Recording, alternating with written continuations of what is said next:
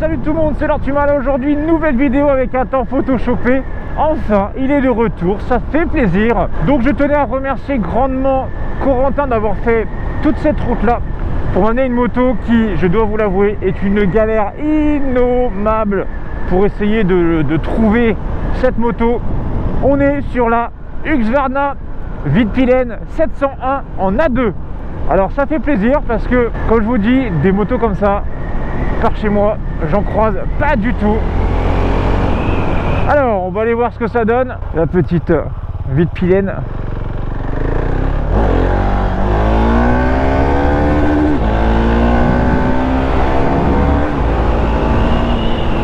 Et ben mine de rien, ça poussote quand même pour 47,5. Alors on est sur une moto qui est très atypique. Elle a vraiment un look néo-rétro futuriste. C'est un mélange un petit peu de tout et de rien en même temps. On va découvrir ensemble dans cette vidéo là un petit peu ce que je pense de cette bécane. Pour cette petite Vitpilen, en termes de un petit peu de chiffres, on est sur du 157 kg sur cette moto. On est sur le mono 690 que tout le monde connaît, que l'on trouve sur la SMCR, que l'on trouve sur le 701, que l'on trouve sur la Duke 690, que l'on trouve, voilà, c'est vraiment le moteur. De toute façon, Husqvarna KTM, on est sur les mêmes sorties d'usine, donc ça ne changera rien du tout. Donc ce petit moteur là, je le connais. La position de conduite, on est quand même très en avant. On est, c'est des sortes de petits guidons bracelets, semi-bracelet je dirais, un petit peu comme le Ninja 300, très légèrement recourbé, mais pas gênant on va dire pour le moment au niveau des poignets ou autre. Pour une grande personne comme moi de 1m90, bah pour le moment je m'y sens bien. Pourquoi? Parce qu'en fait la selle est relativement haute, donc quand on met les pieds au sol, bah une personne en dessous d'1m75 ou 1m80, elle a les jambes sur la pointe des pieds entre guillemets. Après la selle, il dit qu'il la trouve relativement bien. Moi je la trouve quand même relativement dure pour mon popotin. Regardez-moi un petit peu le son du pot à cras. C'est pas dégueulasse. Allez, on va aller voir ce que ça donne. 47,5 Vitpilen.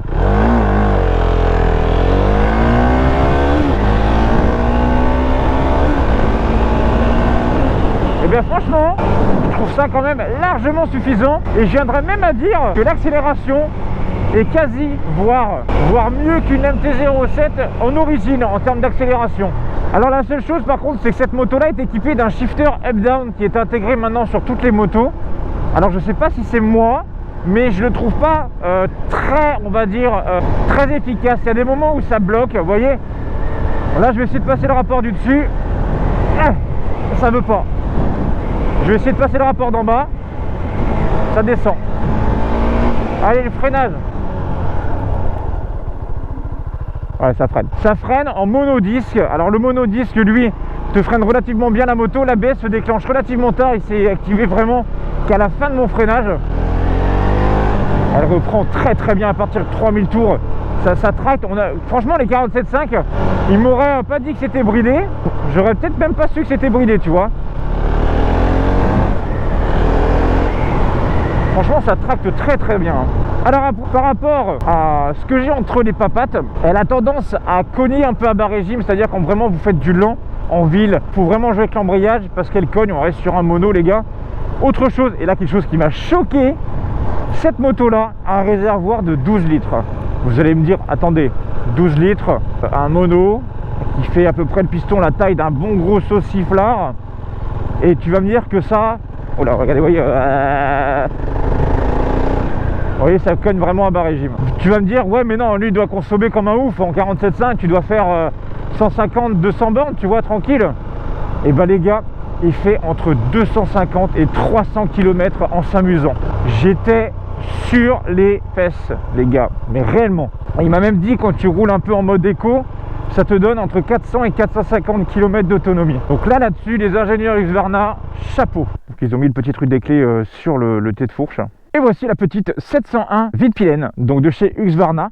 Alors comme je vous explique vraiment en termes de design, on est vraiment sur une moto. Comment vous expliquer ça? Il y a un peu de tout, il y a un peu de rien. On est un peu sur du mode de néo-rétro, sur le fait qu'on a l'impression que c'est une ancienne remise au goût du jour. Après on a un sorte de réservoir avec un méplat écrit 701. On a une sorte de coque arrière avec un feu intégré dans la selle. Enfin, c'est très particulier comme design. Mais par contre, à rouler, c'est vraiment un pur bonheur à rouler cette petite bécane. On s'y sent vraiment très très bien à son guidon. Comme vous pouvez voir ici, le gros collecteur donc du moteur du 690. Alors de base, ce moteur-là développe 75 chevaux. Là, on est sur la version bridée en 47.5. Mais l'avantage surtout, c'est que comme on est sur une moto qui est donc un mono, qui a donc du couple à bas régime, qui est donc là où c'est exploitable le mieux, en général, le bridage en 47.5 se fait souvent là-haut. C'est là où tu n'as quasiment plus rien en patate. Bah là, réellement, franchement, on ressent quasiment pas, on va dire, le bridage. Je sais que ça pourrait donner un peu plus fort là-haut, mais réellement, pour une personne qui a son permis A2, c'est largement suffisant pour se faire plaisir pendant 2 ans. Donc pour l'avant, on est sur du frein à disque Brembo en radial avec Durit classique, pas Durit Avia. À l'arrière, on est sur du Brembo aussi. Moi, cette moto-là, c'est vrai que je la trouve très particulière parce que ce qui est marrant, c'est que tu as l'impression de conduire une petite moto, alors qu'en fait, quand tu la conduis, en fait, elle fait relativement large. Finalement, vous voyez, les sortes de plastique du réservoir qui s'ouvrent de chaque côté, ça vous écarte un peu les papates et ça vous permet, entre guillemets, d'avoir les jambes relativement bien écartées. Là, vous vous dites, quand vous voyez la moto, vous vous dites, attends, là, il y a un problème. Le passager, il va où? Il va sur la coque arrière plastique? Eh bien non, nous sommes sur une coque arrière, vous voyez, moussé, mais typé plastique, typé coque arrière. Donc c'est relativement bien intégré. Après, est-ce que c'est agréable pour un passager de venir, on va dire, caler ses jambes? Ça, je sais pas. Donc s'il y a des gens qui ont des 701 et qui font du duo, marquez-moi en commentaire si vous faites déjà du duo et dites-moi ce qu'en pense votre passager ou passagère. Par contre, par rapport à la coque arrière, je la trouve vraiment hyper sympa. Elle est profilée, elle est vraiment... vous voyez le petit feu un petit peu très lissé, avec au milieu vous aurez la barre de freinage, la barre au milieu qui va s'allumer lorsque vous allez freiner. On voit que c'est marqué estampillé 701 dans le passage de roue. Autre chose que je remarque, c'est qu'on peut faire sauter les cale-pieds arrière relativement facilement. Vous avez 2 vis en dessous qui donnent vraiment un fessier relativement affiné, donc ça c'est cool. Là c'est pareil, on a l'impression ici que vous voyez que votre réservoir il est un petit peu en mode circuit imprimé. Enfin, je trouve vraiment, je sais pas, je la trouve sympa cette bécane, vraiment sympa. Il a changé dessus. De base il y a les rétroviseurs classiques, il a mis les rétroviseurs en bout de guidon. Qu'est-ce qu'il a rajouté dessus? Les petits stickers de jantes jaunes que vous avez vide pilène, ça a été rajouté dessus. Les suspensions avant sont réglables, je ne les ai pas touchées, j'ai pas l'impression que ça pompe de trop. Le petit pot Accra, on est sur le pot Accra, on n'est pas sur la ligne complète Accra, on est sur le pot Accra qui donne une sonorité relativement sympathique. Alors ces pneus là, je le connais, le pneu arrière, on est sur le pot ERS. Donc ça, je me sens relativement vite en confiance. Donc nous allons passer au petit compteur. Donc pour mettre le contact, c'est sur la droite, tête fourche comme j'expliquais. Voilà le démarrage. Alors ce compteur-là, personnellement sur la moto, je crois que c'est pour moi c'est le point faible. Le point faible de cette moto-là. Je m'explique pourquoi. Déjà premièrement, vous allez me le noter directement en commentaire sur 1 à 10. Parce que réellement ce compteur, je le trouve horrible. Il est horrible. On a l'impression d'avoir un sorte de tupperware, vous voyez, en plastique, là, avec les fixations plastiques. C'est vraiment très très moche. Et alors là, c'est le summum vraiment que le compteur est vraiment moche. L'écriture, on a l'impression d'avoir l'écriture d'une Casio 35+. Alors TMTC, quand tu passes ton bac ou ton BTS, vous allez très vite reconnaître l'écriture. Je la trouve moche. Voilà, ce compteur-là, c'est mon avis, il est moche. Il aurait pu être beaucoup plus dans l'air du temps, beaucoup plus stylé sur cette moto-là. Mais là, non, ils ont mis les ingénieurs. Je pense qu'ils avaient un budget de 3 balles. Ils se sont dit, vas-y, on va prendre un tupperware de mamie, on va l'utiliser comme cache compteur et ça va le faire. Quand vous allez démarrer, vous allez avoir le compte tour qui va donc de 0 jusqu'à 13 000. Comme je vous explique, on est sur une moto qui, elle, est bridée en 47.5. À partir de 3 000, elle commence réellement à tirer les bras. Franchement, pour 47.5, elle commence à tirer les bras et commence à s'essouffler vers 7-8 000. Plus on monte, plus la moto va faire du bruit, mais on ne ressent pas vraiment de grosse puissance. Donc c'est là où le bridage rentre en ligne de compte. Ensuite, vous allez avoir en dessous une jauge à température juste ici. Je ne sais pas si vous voyez avec le soleil. Jauge à essence sur la droite. Avoir au milieu à droite la vitesse. Indicateur de rapport engagé ici sur la gauche. Là ça marque side stands down, ça veut dire qu'en gros vous avez la béquille de stand qui est mise, la béquille latérale qui est mise. Ensuite vous allez avoir un sorte de petit shift light en haut qui s'éclaire en rouge quand on arrive vers les 11-12 000. Je ne sais pas s'il est réglable. D'ailleurs autre chose, je n'arrive pas à trouver comment on désactive le traction control et l'ABS sur cette moto là pour essayer les wheelings. Donc j'ai pas réussi à trouver. Donc je sais qu'elle le fait. Je sais que je me sentirais capable de faire des wheelings avec. Et en 47.5 je sais qu'elle peut lever. Donc par contre je peux pas vous le montrer en vidéo, j'arrive pas à trouver où on désactive l'anti-wheeling, donc bien dommage. Sinon vous avez donc deux petits boutons sur la gauche, vous avez le petit bouton set et mode. Alors mode en fait ça va vous changer en fait à l'arrêt, ça vous écrit donc trip 1, trip 2, ça vous dit qu'il y a la béquille, ça vous dit combien de kilomètres vous pouvez faire avec le plein, etc., etc. Ensuite après vous avez la possibilité de changer avec set, d'aller vraiment on va dire dans les sous-réglages de vos paramètres, c'est-à-dire que là ça va vous dire voilà la moto fait 4,5 litres au 100, qu'est-ce que ça dit là, on est sur une vitesse moyenne de 61 km/h, etc., etc. Vous avez aussi des petits voyants qui sont autour, qui sont mis autour. Les petits voyants, vous allez avoir un voyant moteur, un voyant neutre, un voyant plein phare, un voyant ABS et un voyant TC pour traction control, que d'ailleurs je n'arrive pas à désactiver. J'ai oublié de vous dire quand j'étais à la GoPro, là vous avez à l'avant, vous avez sur cette moto là du full LED, donc vous allez avoir le feu de croisement qui est donc en haut et le feu de jour qui est en dessous. Voilà, et vous voyez autour vous allez avoir du LED qui va s'éclairer tout autour, donc ça c'est quand même relativement joli.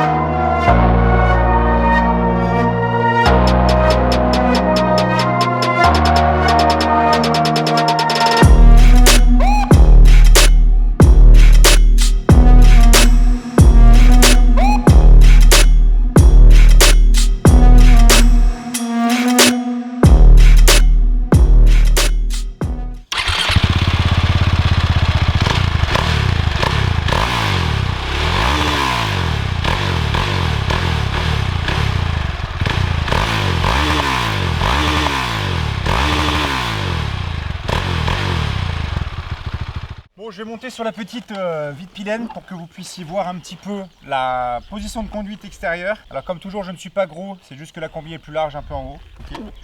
Donc j'enlève la béquille. Alors voilà comment est-ce qu'on est. Vous voyez déjà même à l'arrêt, vous voyez le réservoir en fait vous écarte un petit peu les jambes très légèrement. Ensuite quand on vient y mettre les cale-pieds, voilà la position de conduite qu'on a quand on roule. Vous voyez on est vraiment sur l'avant, même si les bracelets ne sont pas trop dérangeants, cintrés vers l'intérieur. Donc voilà la position de conduite qu'on a quand on est sur cette petite Vitpilen. Comme vous pouvez voir, vous voyez 1,90 m. Je tiens dessus sans aucun problème. J'ai pas de, vous voyez, j'ai pas les jambes trop recroquevillées. Par contre à l'arrière, je pense qu'à l'arrière, tu as les jambes plus recroquevillées. Donc pour les longs trajets, je pense que le passager ou la passagère ne sera pas très fan. Bon, le temps que je me rééquipe, j'ai pensé à 2-3 choses. Alors il faut savoir que les clignotants arrière, eux, sont sur le garde-boue arrière qui est intégré. Vous voyez où il y a la plaque d'immatriculation. Vous n'avez pas de clignotant intégré dans le feu arrière. Donc si jamais vous voulez faire sauter votre système à l'arrière, il faut remettre la plaque ici. Et j'ai un petit peu peur que ça vienne toucher la roue. Donc pour le moment, je pense que pour l'arrière, il n'y a pas de solution pour remonter tout ça. Mais en tout cas, ça lui donne un petit style. Et je pense que franchement, à changer, ça sera un petit peu bête. Alors, remontons sur la petite Vitpilen. Ya. Donc toujours pas de traction control, j'ai cherché sur internet, j'arrive pas à trouver comment on les active. Donc tant pis, pas de walling. Alors, elle a démarré. Pour une Husqvarna, c'est quelque chose d'incroyable. L'humour. Allez, on braque. Et bah autant te dire que c'est dans les standards actuels. C'est pas folichon, c'est pas non plus extraordinaire. C'est pas non plus fou, mais ça braque. Tranquillement, mais ça braque. Oula, ça cogne aussi. Je vais vous dire aussi par rapport au couple de cette petite Vitpilen. On est sur du 72 Nm de couple, là où ma Street développe la bagatelle de 72 Nm de couple. Donc finalement, pour un petit mono, ça tracte plutôt pas mal. Alors, on va aller voir ensemble ce que ça donne un peu en courbe. Suspension arrière relativement rigide, je trouve.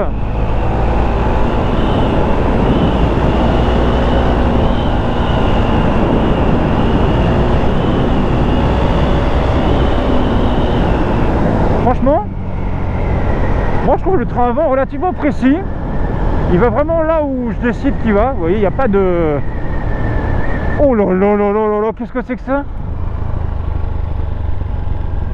Mais là, gueule. En mode JDM ma gueule. Ce qui est bien pour un mono, c'est qu'elle vibre, mais elle vibre pas en mode dérangeant. Vous voyez, c'est pas chiant. Il n'y a pas de vibration trop désagréable dans le guidon, au niveau de la selle ou au niveau des cale-pieds. Ça reste très vivable, même à haut régime. On va voir un peu le frein arrière, qu'est-ce qu'il donne. L'ABS s'active très tôt. J'ai l'impression que ça freine pas vraiment la moto. Alors le frein à disque, par contre, dans les gros freinages, je trouve qu'il manque un petit peu de mordant. Même si on est sur du radial Brembo, je trouve qu'il manque un petit peu de mordant quand même. Oula, oula, oula.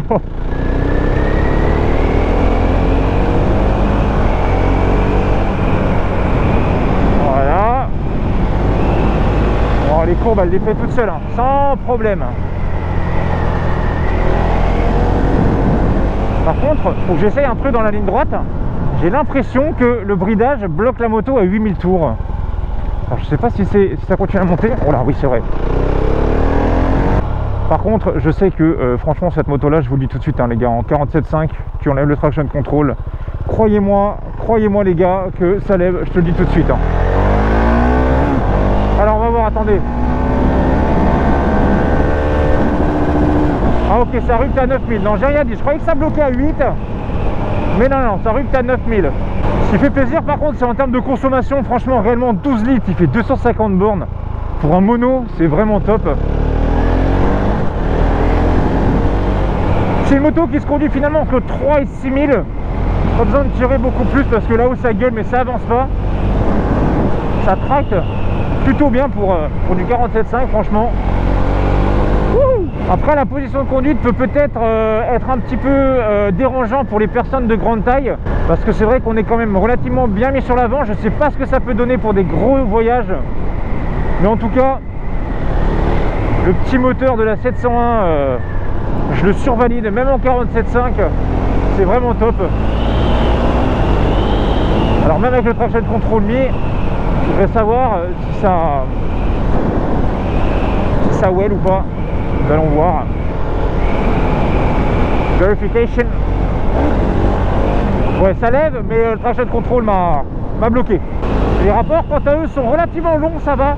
Vous n'êtes pas non plus tout le temps en train de jouer de la boîte. Est-ce que ça frotte ou quoi là?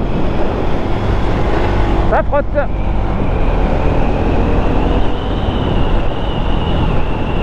Franchement, les suspensions, moi j'en suis relativement content. L'avant, j'ai pas l'impression que ça plonge trop quand on commence à attaquer.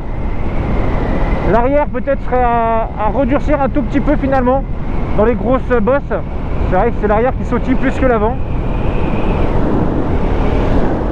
Bon, en tout cas, la Team Puma, qu'est-ce que vous pensez de cette vie de Pinède là? Marquez-moi en commentaire s'il y a des possesseurs de cette moto là en 47.5, et ben venez rajouter des commentaires, rajouter des choses que j'aurais peut-être oubliées. En tout cas, vous êtes vraiment de plus en plus nombreux sur la chaîne YouTube, les gars, ça me fait extrêmement plaisir. Merci à tous vraiment pour l'engouement que vous mettez sur ma chaîne. Vous me faites péter des scores en termes de vues et ça me motive, mais à mort. Donc, je vous dis aussi, suivez-moi aussi d'ailleurs sur mon Insta, Lord Puma YouTube. Je mets beaucoup d'exclusivités, beaucoup de choses. Vous pouvez suivre vraiment toute ma petite vie de youtubeur motovloguesque. Donc je vous fais plein de gros bisous. Prenez soin de vous, attention sur la route, équipez-vous et à la prochaine. Allez, ciao tout le monde, bisous, salut, ciao.